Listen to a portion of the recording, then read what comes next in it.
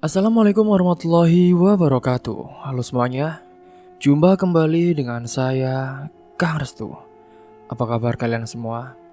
Semoga kalian selalu sehat, baik, dan tentunya dimudahkan segala urusannya oleh Tuhan Yang Maha Esa. Amin, amin, ya rabbal alamin. Oke, seperti biasa, kali ini saya akan menceritakan sebuah kisah horor. Dan sebelum masuk ke ceritanya, bagi kalian yang baru bergabung, jangan lupa klik tombol subscribe-nya. Klik juga lonceng notifikasinya serta like video ini, agar kalian tidak ketinggalan cerita-cerita terbaru dari channel kami. Oke, terima kasih. Dan langsung saja tanpa berlama-lama lagi. Bagaimana kisahnya? Ini dia ceritanya. Nak, masuk dulu. Sudah sore, nak. Suara Bu Manisa memanggil dari teras rumahnya, membuat Nimas yang sedang duduk di bawah pohon mangga menoleh. Ia masih asik memainkan ranting kering di bawah tangannya, menggambar pola-pola tak beraturan di tanah. Sebenarnya, ia belum ingin masuk, tapi suara ibunya selalu menjadi panggilan yang sulit diabaikan. "Sebentar lagi, Bu," jawabnya dengan lirih. Dari kejauhan, Eli melambai. Gadis itu baru saja menutup pintu rumahnya, yang hanya berjarak beberapa langkah dari tempat Nimas duduk. Mereka memang bertetangga sejak kecil dan hanya Eli lah yang benar-benar mengerti Nimas tanpa perlu banyak kata. "Nimas, besok main lagi ya," kata Eli. Nimas mengangguk, tersenyum tipis selalu bangkit dari duduknya. Langkahnya lambat saat berjalan menuju rumah.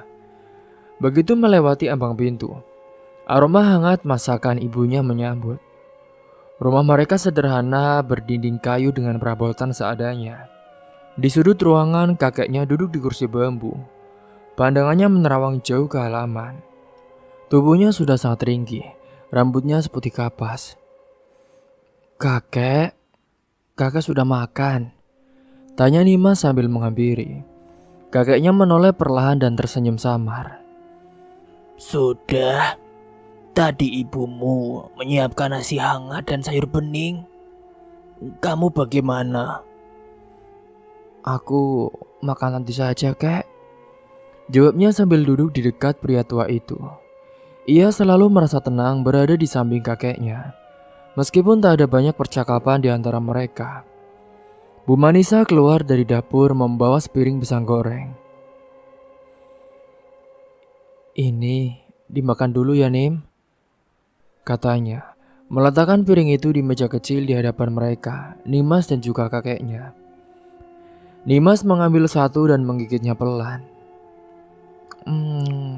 Enak, Bu." "Oh iya, Bu, besok aku mau main ke rumah Eli ya?" tanyanya setelah menelan. Ibunya mengangguk.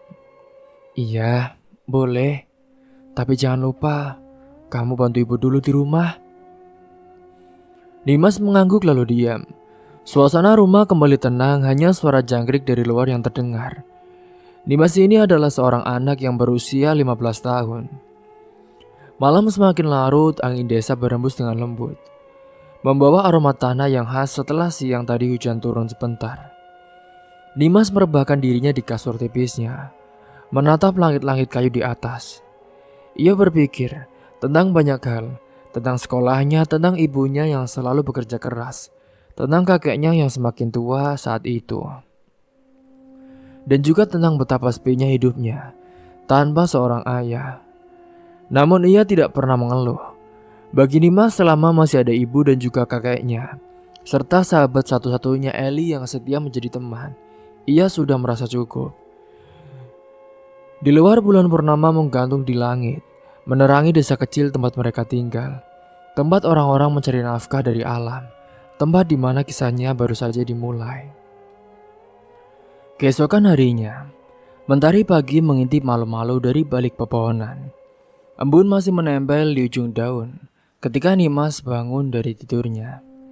Seperti biasa, suara kokok ayam lebih dulu membangunkannya sebelum ibunya sempat memanggil. Ia bangkit perlahan, menguap kecil lalu melipat selimut tipisnya.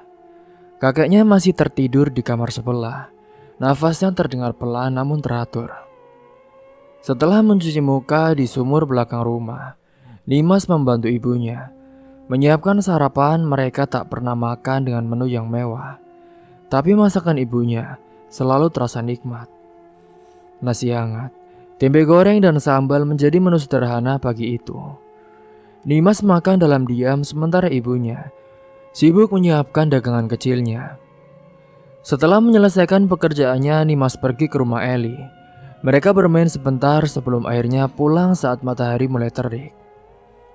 Waktu berjalan tanpa terasa. Hari-hari Nimas dipenuhi rutinitas yang sama. Sekolah, membantu ibunya dan sesekali berbincang dengan kakeknya yang semakin renta. Tak terasa waktu pun terus berlalu dalam sekejap. Nimas lulus SMP. Ibunya menangis haru melihat anak satu-satunya sekarang naik ke jenjang yang lebih tinggi. Meski hidup sederhana, Bu Manisa ingin Nimas tetap bersekolah. Apalagi sejak ayahnya tiada. Hanya itulah yang bisa diberikan sebagai bekal masa depan. Kini Nimas melanjutkan sekolah ke SMA yang letaknya tidak terlalu jauh dari rumah. Meski lingkungan baru seharusnya menjadi awal bagi seorang untuk mendapatkan teman. Berbeda dengan Nimas, Nimas tetaplah Nimas. Ia masih pendiam, masih memilih untuk berbicara hanya ketika perlu, dan masih hanya dekat dengan Eli. Jika tidak bersama dengan Eli, ia lebih senang menyendiri, duduk sudut di kelas sambil membaca buku, atau sekadar mengamati lingkungan sekitarnya. Namun ada satu hal yang tidak diketahui orang lain tentang Nimas. Sejak kecil ia sering merasakan sesuatu yang berbeda. Sesuatu yang tidak bisa dijelaskan dengan logika biasa. Kadang ia bisa mengetahui jika seseorang memiliki niat buruk terhadapnya. Seakan-akan ada perasaan tidak nyaman yang tiba-tiba muncul saat ia berada di dekat orang tersebut. Hal ini tentunya membuatnya semakin berhati-hati dalam bergaul. Dasar orang-orang, sukanya pada gibahin. Awalnya ia pikir itu hanya perasaannya saja. Namun semakin ia tumbuh dewasa, semakin ia menyadari bahwa firasatnya tidak pernah salah. Jika ia merasa seseorang memiliki niat jahat, tidak lama kemudian sesuatu pasti terjadi. Baik itu tindakan licik, tipu daya, atau bahkan sekedar tatapan penuh kebencian yang sebelumnya tidak terlihat. Nimas sempat bingung dan takut hingga suatu hari ia memberanikan diri untuk bertanya kepada kakeknya. "Kek, aku kok sering merasa aneh sih, Kek? Sepertinya aku bisa tahu kalau seseorang punya niat tidak baik, tapi aku tidak tahu bagaimana cara menjelaskannya, Kek." Kakeknya menatapnya lama, seolah mencari sesuatu di balik sorot mata cucunya. Lalu dengan suara serak ia pun berkata, Itu bukan hal yang baru di keluarga kita nih, Mas. Kakek juga mengalami hal yang sama sejak dulu. Nimas terdiam. Ia tidak menyangka bahwa apa yang ia alami adalah sesuatu yang turun-temurun. Kamu akan semakin bisa mengendalikannya seiring waktu. Jangan takut, jangan menjadikannya beban. Gunakanlah untuk kebaikan. Lanjut kakeknya. Sejak saat itulah Nimas mulai belajar menerima dan memahami kepekaan yang ia miliki. Ia tidak menceritakannya kepada siapapun, bahkan kepada Eli. Kini singkat cerita, Nimas sudah kelas 2 SMA. Banyak hal yang telah berubah di sekelilingnya, tetapi dirinya tetap sama. Masih pendiam, masih hanya dekat dengan Eli, dan masih memiliki firasat yang tajam. Ia dan Eli selalu bersama kemanapun mereka pergi. Mereka bahkan duduk bersebelahan di kelas, makan bersama di kantin, bahkan pulang dan pergi sekolah pun mereka selalu berdua. "Nih Mas, kadang aku heran deh sama kamu, Mas. kamu ini apa gak pernah bosan ya sama aku? Kata Eli suatu hari, sembari menyeruput es tehnya di kantin. Kenapa harus bosan sih? Ya, soalnya kan kamu gak pernah dekat dengan orang lain. Kamu hanya punya aku. Maksudku, apa kamu gak pingin gitu kenal dengan mereka-mereka? Ya, mungkin nantilah, ucapnya. Ia menatap suasana kantin yang ramai, melihat teman-temannya yang sibuk berbicara, tertawa dan bercanda satu sama lain. Mereka semua terlihat bebas dan tanpa beban. Eli, tapi jujur saja ya, aku nyaman begini loh.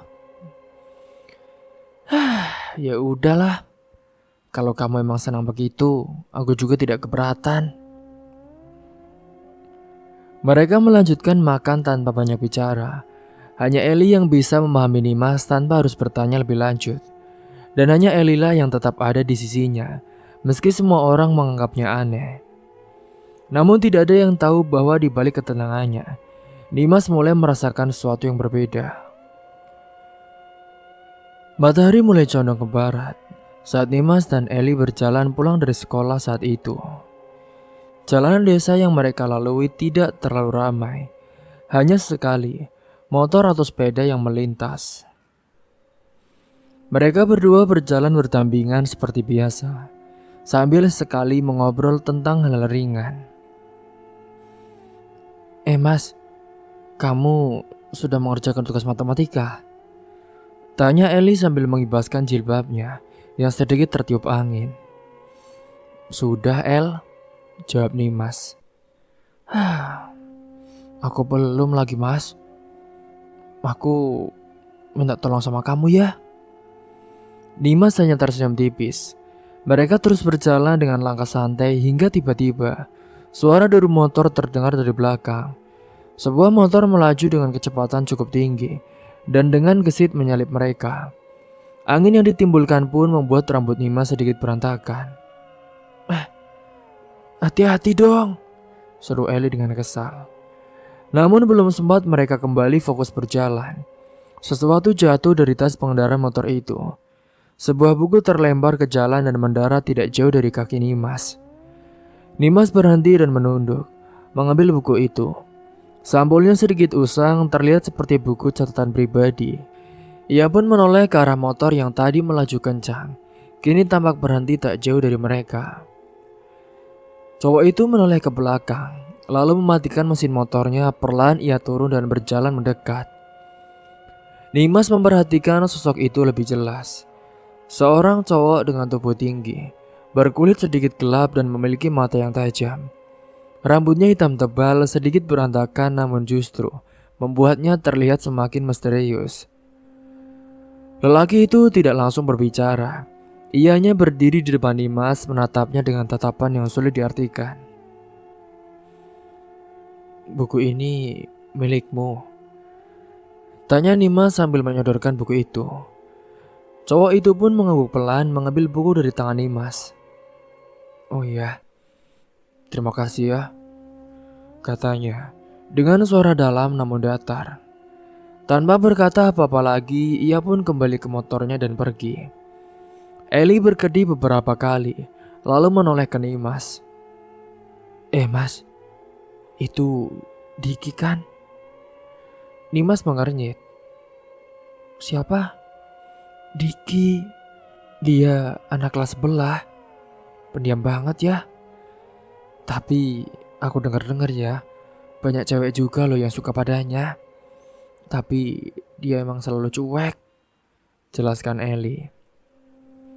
Dimas masih menatap ke arah motor yang kini menghilang di kejauhan. Ada sesuatu yang aneh.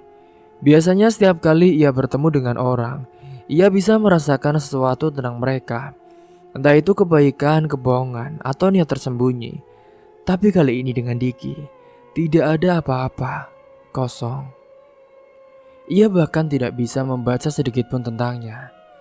Sepulangnya ke rumah, Nimas masih memikirkan kejadian itu. Rasanya aneh baginya. tidak bisa merasakan apapun dari seseorang. Ia mencoba mengabaikannya, tetapi semakin ia berusaha, semakin pikirannya kembali pada sosok cowok misterius itu. Hari-hari berlalu, tapi pertemuannya dengan Diki tetap melekat dalam pikirannya. Setiap kali tanpa sengaja melihatnya di sekolah, hatinya selalu merasa aneh. Ada sesuatu tentang Diki yang menarik perhatiannya. Meskipun lelaki itu selalu terlihat dingin dan tak tertarik pada siapapun. Tapi semakin Nimas mencoba menjauh, semakin ia ingin tahu. Rasa penasaran itu pun terus tumbuh, perlahan berubah menjadi sesuatu yang lebih dalam. Sesuatu yang selama ini tidak pernah ia rasakan sebelumnya. Sesuatu yang disebut cinta. Nimas tidak tahu sejak kapan ia mulai menunggu-nunggu momen bertemu Diki di sekolah. Ia tidak tahu sejak kapan ia mulai mencari sosok itu di antara kerumunan siswa. Dan ia juga tidak tahu sejak kapan jantungnya mulai berdetak lebih cepat setiap kali tanpa sengaja berpapasan dengannya. Namun Diki tetaplah Diki. Ia selalu cuek, selalu menjaga jarak dan tidak pernah terlihat tertarik kepada siapapun. Memang banyak gadis di sekolah yang diam-diam menyukainya. Mereka sering membicarakannya di kelas, membahas betapa tampangnya dia, betapa dinginnya dia dan betapa sulitnya mendekatinya. Tapi justru itulah yang membuatnya semakin menarik. "Nih mas, kamu ini kenapa sih? Akhir-akhir ini kok sering melamun?"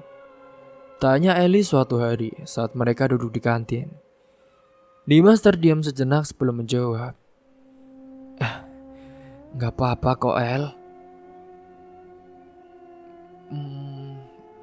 Aku rasa kamu pasti tertarik pada seorang ya." "Apa sih? Enggak. Alah, aku tahu kali ekspresi wajahmu. Kamu pasti lagi cinta sama seseorang ya." "Siapa mas?" Udah elah, bukan siapa-siapa kok." Eli tidak langsung percaya, tetapi ia tidak mendesak lebih lanjut. Sementara itu di dalam hati Nima sendiri, ia mulai bertanya-tanya. Kenapa harus Diki? Kenapa dia yang tidak bisa ia baca, yang bahkan tidak pernah berbicara lebih dari 1 atau 2 kata kepadanya? Dan kenapa setiap kali ia mencoba melupakan perasaannya, anehnya semakin besar rasa itu tumbuh di dalam hatinya. Kini singkatnya, 3 minggu berlalu. Perasaan aneh yang muncul dalam hatinya tak kunjung hilang.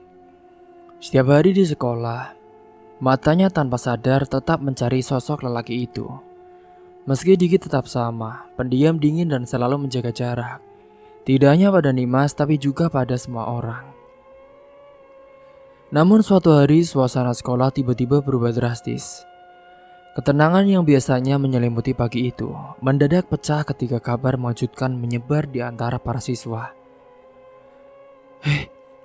Caca hilang." Bisikan-bisikan penuh kecemasan pun terdengar di setiap sudut sekolah. Semua siswa tambah gelisah. Beberapa berkumpul membicarakan kabar tersebut dengan wajah tegang. Caca adalah seorang siswi kelas sebelah, menghilang secara misterius. Orang tuanya mengatakan bahwa dia tidak pulang ke rumah sejak kemarin. Dan setelah 24 jam berlalu tanpa kabar, mereka mulai panik. Dan mereka pun melaporkan ke pihak sekolah serta polisi. Eli menarik tangan Nimas dengan cemas. "Nimas, kamu dengar gak? Caca menghilang loh. Katanya tidak ada yang tahu kemana dia pergi. Tapi kata ibunya, sebelum dia pergi itu, dia berdandan cantik, memakai gaun. Sepertinya dia itu pergi dengan cowok idamannya lah, pacarnya." "Iya Eli, aku dengar. Tapi apa pacarnya sudah diberikan keterangan?" "Ya katanya sih orang tuanya gak tahu siapa pacarnya. Orang Caca itu gak pernah terbuka. Katanya cuma bilang mau ketemu sama temannya. Tapi ya, kata teman-temannya, terakhir dia terlihat di depan sekolah sore kemarin. Setelah itu tidak ada lagi yang melihatnya." Suasana di sekolah semakin mencekam. Guru-guru juga tampak sibuk. Beberapa terlihat berbicara serius dengan kepala sekolah. Nimas bisa merasakan kegelisahan yang menyelimuti semua orang. Ketakutan, kecemasan dan tanda tanya besar tentang apa yang sebenarnya terjadi.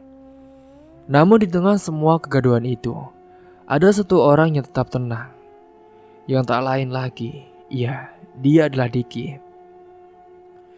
Saat semua siswa membicarakan hilangnya Caca, Diki hanya duduk di kursinya seperti biasa, membaca buku dengan ekspresi yang sulit ditebak, seolah-olah tidak terjadi apa-apa. Nimas memperhatikannya dari jauh. Ia mengamati bagaimana lelaki itu tidak menunjukkan sedikit pun keterkejutan atau rasa ingin tahu. Seakan-akan kabar ini sama sekali bukan sesuatu yang penting baginya. Aneh, gumam Nimas dengan pelan. Apanya yang aneh, Mas? Tanya Eli, yang masih sibuk mencari informasi dari teman-teman mereka. Enggak El, enggak apa-apa. Hari itu pun berlalu dengan suasana yang berat. Semua orang masih membicarakan hilangnya Caca. Polisi mulai melakukan penyelidikan sementara pihak sekolah meminta para siswa untuk tetap tenang dan juga berhati-hati. Namun keesokan harinya sebuah kejadian yang lebih mengerikan terjadi. Singkatnya di pagi hari itu, rumah Caca dikejutkan dengan sebuah kabar besar yang tiba-tiba muncul di depan pintu mereka. Orang tua Caca yang masih berharap putri mereka pulang dengan selamat awalnya mengira koper itu adalah kiriman dari seseorang. Namun ketika mereka membukanya, teriakan histeris langsung menggema dari dalam rumah. Tidak butuh waktu lama bagi kabar itu untuk menyebar ke seluruh desa. Apa yang mereka temukan di dalam koper itu bukanlah pakaian, bukan barang milik Caca, melainkan sesuatu yang jauh lebih mengerikan. Di dalam koper itu berisi tubuh Caca yang dipotong menjadi 3 bagian. Hingga saat itu pun singkatnya, saat berita itu sampai ke sekolah, suasana semakin kacau. Beberapa siswa menangis, yang lain bergidik ngeri, membayangkan apa yang sebenarnya terjadi. Sekolah menjadi lebih tegang dari sebelumnya. Guru-guru mulai membatasi jam keluar para siswa, dan ketakutan semakin merayap di antara mereka. Namun sekali lagi kali ini Diki tetap tenang. Saat semua orang gempar, ia tetap duduk di tempatnya, seperti tidak terpengaruh oleh kabar yang mengguncang seluruh sekolah. Nimas merasa ada yang semakin aneh. Ia mengamatinya dari jauh, mencoba membaca sesuatu darinya. Perasaan, niat atau apapun yang bisa ia tangkap seperti biasa. Tapi tetap saja Diki seperti dikelilingi oleh sesuatu yang tak bisa ditembus oleh firasatnya. Sepulang sekolah, rasa penasaran itu semakin mengganggunya. Ia pun memutuskan untuk berbicara dengan kakeknya. Singkatnya setelah makan malam, Nimas duduk di samping pria tua itu. Kakeknya yang sudah sangat renta masih memiliki sorot mata yang tajam. Tatapan yang penuh pengalaman, penuh kebijaksanaan. "Kakek, aku ingin bertanya sesuatu, kek," ujar Nimas dengan suara pelan. Kakeknya pun menoleh. Kamu mau tanya apa, Tondo? "Ini kek, aku bertemu seorang tidak bisa kubaca. Biasanya, aku bisa merasakan niat seorang. Tapi orang ini kosong, sama sekali tidak ada apa-apa." Pria tua itu pun menghela nafas pelan. Ia menatap cucunya lama sebelum akhirnya berkata, Ya mungkin saja dia juga memiliki sesuatu seperti yang kamu miliki. "Maksud kakek?" Kau tahu kan, ilmu seperti ini bukan hanya ada pada kita. Ada orang lain juga yang memiliki kepekaan lebih terhadap dunia di sekitarnya. Tapi tidak semua menggunakan anugerah ini dengan cara yang sama. Dimas semakin menajamkan pendengarannya. Kadang ilmu ini ada dua sisi, Nduk. Ada yang digunakan untuk kebaikan, Ada pula yang menyalahgunakannya untuk kejahatan. Mungkin jika kamu tidak bisa membaca orang itu, bisa jadi dia memiliki ilmu yang melindungi dirinya dari pengaruh orang lain, atau bisa jadi lebih. Jadi artinya bisa saja itu menjadi senjata bagi dirinya, Kak. Iya, itu bisa jadi. Kata-kata kakeknya membuat pikirannya semakin berputar. Ia mulai bertanya-tanya, siapa sebenarnya Diki? Kenapa dia begitu berbeda? Dan apakah ada hubungannya dengan semua kejadian aneh yang terjadi belakangan ini?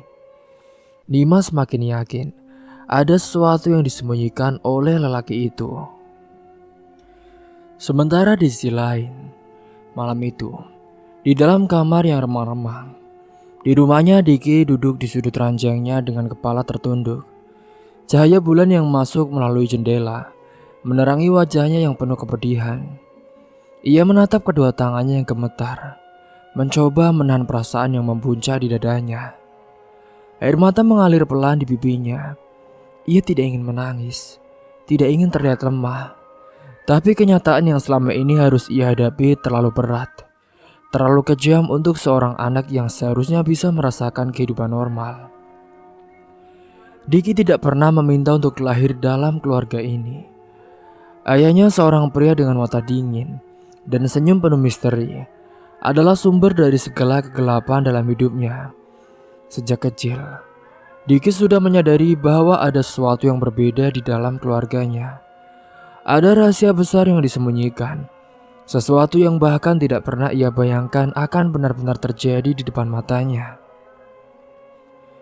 Ia tumbuh dalam rumah yang selalu diselimuti aura gelap, tempat di mana bisikan-bisikan samar sering terdengar di malam hari, di mana aroma dupa menyengat memenuhi udara setiap kali ayahnya melakukan ritual yang tidak pernah ingin ia pahami.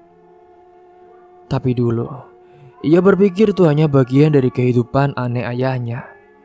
Hingga setelah ia tumbuh dewasa dan mulai memahami segalanya, ayahnya bukan hanya pria biasa. Ia adalah seorang pembunuh dingin yang mempraktikkan ilmu hitam dengan tujuan yang mengerikan. Dan harga dari setiap ilmu yang ia miliki adalah nyawa. Nyawa gadis-gadis muda tak yang berdosa. Diki mengepalkan tangannya. Dadanya terasa sesak. Ia masih ingat pertama kali ia benar-benar menyadari semuanya. Saat itu, ia baru berusia 15 tahun. Ia baru mulai merasakan ketertarikan pada seorang gadis di sekolahnya. Seorang manis dan juga baik. Seorang yang bisa membuatnya tersenyum di tengah kegelapan hidupnya. Namun kebahagiaannya tidak bertahan lama. Beberapa minggu setelah ia mulai dekat dengan gadis itu, tiba-tiba menghilang. Dan tak lama kemudian berita mengerikan pun muncul. Gadis itu ditemukan tewas dalam kondisi yang bahkan polisi pun tidak bisa mengungkap penyebab pastinya. Diki tahu, jauh di dalam hatinya, bahwa ini bukan kebetulan. Dan ketika akhirnya ia mengumpulkan keberanian untuk menyelidiki lebih jauh, ia menemukan kebenaran yang menghancurkan hidupnya. Ayahnya telah mengorbankan gadis itu. Darah gadis perawan adalah tumbal yang terus ayahnya gunakan untuk mempertahankan ilmu hitamnya. Semakin kuat ilmunya, semakin banyak nyawa yang dibutuhkan. Diki ingin memberontak, ingin melaporkan ayahnya, ingin menghentikan semua ini, tapi ia tahu tidak ada yang bisa ia lakukan. Siapapun yang menentang ayahnya akan berakhir dengan cara yang sama seperti gadis-gadis itu. Dan tidak hanya itu saja, ibunya pun tak berdaya. Ibunya hanyalah seorang wanita lemah yang sejak dulu hidup dalam ketakutan. Seorang yang terlalu takut untuk melawan. Seseorang yang hanya bisa menangis dalam diam dan membiarkan semua ini terus terjadi. Kini singkatnya, sejarah kembali terulang. Caca. Diki memejamkan matanya, membiarkan air mata mengalir lebih deras. Ia benar-benar menyukai Caca. Ia tidak pernah berniat menyakiti gadis itu. Ia hanya ingin merasakan sedikit kebahagiaan, sesuatu yang selama ini terasa begitu jauh dari hidupnya. Caca adalah gadis yang ceria, penuh senyum dan selalu berbicara dengan penuh semangat. Ia adalah seorang yang membuka cahaya ke dalam hidup Diki. Bahkan jika itu hanya sedikit. Mereka tidak pernah benar-benar berpacaran, tapi hubungan mereka cukup dekat. Mereka sering bertukar pesan secara diam-diam, bertemu tanpa ada yang tahu, berbicara tentang hal-hal sederhana seperti mimpi dan juga harapan. Dan Diki mulai berharap, mungkin kali ini ia bisa melawan. Mungkin kali ini ia bisa melindungi seorang yang ia cintai. Tapi ia salah. Meski ia sudah berusaha menyembunyikan semuanya, meski ia sudah menjaga hubungan mereka tetap diam-diam, ternyata tetap saja ayahnya tetap tahu, karena ilmu yang sudah diturunkan kepada Diki juga. Diki tidak tahu bagaimana, tapi ia tahu. Dan Caca akhirnya menghilang. Sama seperti gadis-gadis sebelumnya, Diki mencengkram rambutnya dengan frustasi. Menekan kepalanya seolah ingin mengusir semua pikiran itu. Ia benci dirinya sendiri. Ia benci karena tidak bisa melakukan apa-apa. Ia benci karena meskipun ia sudah mencoba menjauh dari semua orang, tetap saja ada seorang yang menjadi korban karena dirinya. Diki menatap kosong ke lantai kamarnya. Di sudut ruangan ada sebuah koper hitam besar. Koper yang semalam ia lihat dengan mata kepalanya sendiri ketika ayahnya membawanya pulang, sebelum akhirnya meletakkannya di depan rumah keluarga Caca. Ia tahu apa isinya. Ia tahu apa yang telah terjadi, dan itu telah menghancurkannya. Dia tidak ingin ini terus terjadi. Ia tidak ingin menjadi bagian dari semua ini. Tapi ia tahu ia tidak bisa kabur. Selama ayahnya masih hidup, selama ilmu hitam itu masih mengikat keluarga mereka, ia tidak akan pernah bisa bebas. Ia harus menemukan cara untuk menghentikan semua ini. Bahkan jika itu berarti ia harus mengorbankan dirinya sendiri. Diki menatap keluar jendela di kejauhan. Ia melihat bulan yang bersinar sendirian di langit malam. Ia tidak tahu berapa lama lagi ia berusaha bertahan dalam kegelapan ini. Tapi satu hal yang pasti, ia tidak akan membiarkan tragedi ini terjadi lagi. Ia harus menghentikan ayahnya, bagaimanapun caranya. Pagi hari itu, Diki bangun lebih awal dari biasanya, namun tidak seperti hari-hari sebelumnya. Kali ini ia tidak beranjak dari tempat tidurnya begitu saja. Ia duduk diam menatap langit-langit kamar dengan tatapan kosong. Biasanya setiap pagi, ia akan mendengar suara ayahnya di lantai bawah.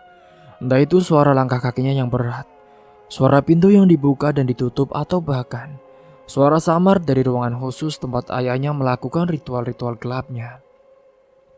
Tapi pagi ini, ia tidak peduli. Ia tahu jika turun ke bawah, ia akan bertemu dengan pria itu. Ia tahu jika berbicara dengannya, ia hanya akan mendengar kata-kata penuh kepalsuan. Kata-kata yang selalu terdengar tentang namun menyimpan kegelapan di baliknya. Dan Diki sudah muak. Ia muak dengan semua yang terjadi di rumah ini. Jadi pagi itu pun ia memutuskan untuk tidak pulang lagi. Ia mengambil tas sekolahnya, memasukkan beberapa barang yang sekiranya ia butuhkan, dan pergi tanpa menoleh ke belakang. Ia berjalan menyusuri jalanan desa tanpa tujuan yang jelas. Yang ia tahu, ia ingin pergi jauh dari rumah itu. Ia ingin menemukan tempat di mana ia bisa berpikir dengan tenang, tanpa bayang-bayang ayahnya yang menghantuinya. Namun ia sadar bahwa ini bukan pelarian yang mudah. Ia masih harus ke sekolah, ia masih harus menjalani hari-harinya seperti biasa, agar tidak menimbulkan kecurigaan. Maka ketika bel masuk berbunyi, Diki tetap melangkah masuk ke kelasnya seperti biasa. Namun ia tidak banyak bicara, bahkan lebih pendiam dari biasanya. Sementara itu Nimas yang memang sejak awal sudah penasaran dengan Diki, memperhatikannya dari jauh. Ia melihat bagaimana Diki tampak lebih dingin dari sebelumnya. Tidak ada ekspresi di wajahnya, Tidak ada ketertarikan pada apapun yang terjadi di sekitarnya. Bahkan ketika teman-teman sekelasnya berbicara tentang Caca, tentang bagaimana polisi masih menyelidiki kasusnya, Diki tetap diam.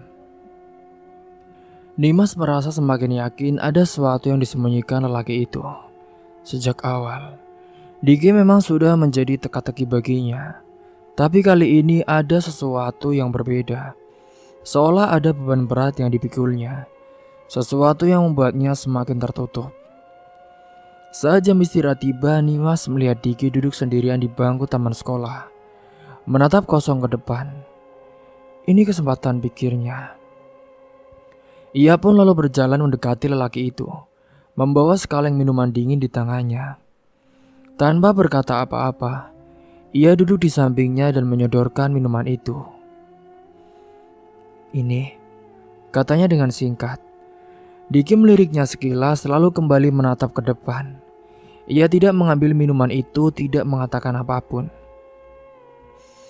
Aku tahu kau tidak banyak bicara, tapi setidaknya kau bisa menerima sesuatu dari seorang yang peduli, kan? Lanjut Nimas. Diki masih diam. Beberapa detik berlalu dalam keheningan. Nimas menunggu berharap ada reaksi. Meski hanya sedikit, namun yang terjadi malah sebaliknya. Diki bangkit dari tempat duduknya, berjalan pergi begitu saja, tanpa mengatakan satu kata pun. Nimas hanya bisa menatap kepergiannya dengan perasaan yang sulit dijelaskan. Ia tidak tersinggung, tidak marah, hanya semakin penasaran. Apa yang sebenarnya terjadi pada lelaki itu? Apa yang membuatnya begitu tertutup dan menjaga jarak dari semua orang? Sementara itu di sisi lain, Diki berjalan tanpa arah. Ia tidak peduli lagi kemana kakinya membawanya. Yang ia tahu, ia ingin menjauh dari semua orang. Tanpa sadar, ia pun akhirnya tiba di tempat yang sudah lama ingin ia datangi, yaitu makam Caca. Makam itu terletak di area pemakaman kecil di pinggir desa. Suasananya sepi, hanya ada suara angin yang berhembus dengan pelan, menggoyangkan dedaunan yang jatuh ke tanah. Diki berdiri di depan nisan itu, menatap nama yang terukir di sana. Ia menghela nafas panjang. Caca, kau pasti membenciku sekarang, kan? Maaf, aku benar-benar minta maaf. Air mata menggenang di matanya, tapi ia menahannya. Ia tidak ingin menangis lagi, tetapi di dalam hatinya ada janji yang ia buat. Ia berjanji akan membalas kejahatan ayahnya. Ia akan memastikan semua ini berhenti. Namun belum saat ini, belum sekarang. Ia masih harus menunggu waktu yang tepat untuk bisa mencari cara membalas semua kelakuan ayahnya, agar dia benar-benar bisa melawan. Sampai di sini dulu kisahnya. Tunggu kelanjutannya di part selanjutnya. Mungkin itu saja yang dapat saya sampaikan. Kurang lebihnya mohon maaf apabila ada salah kata ataupun ucapan yang kurang berkenan bagi kalian semua. Sampai jumpa di cerita selanjutnya. Akhir kata, wassalamualaikum warahmatullahi wabarakatuh.